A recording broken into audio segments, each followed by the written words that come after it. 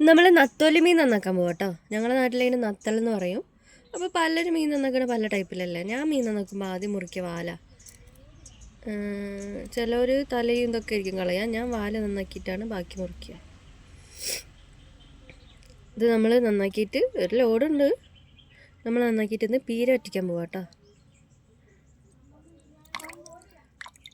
അതൊരു ഡിഷാണ്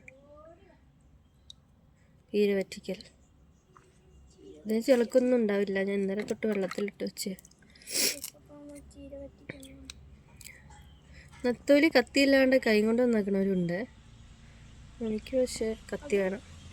എനിക്ക് കത്തിനേക്കാളും കൂടുതൽ ഇഷ്ടം കത്രിക കൊണ്ട് നന്നാക്കണേ. പക്ഷെ കത്രിക ഇവിടെ ഇല്ല. ഒരു കത്രിക വാങ്ങണം. ചില നത്തോലിക്ക് ചെളുക്കുണ്ടാവും കേട്ടോ. ചിലതിന് ചെളുക്കുണ്ടാവില്ല. മീൻ നന്നാക്കണ കത്രിക വാങ്ങണ്ട.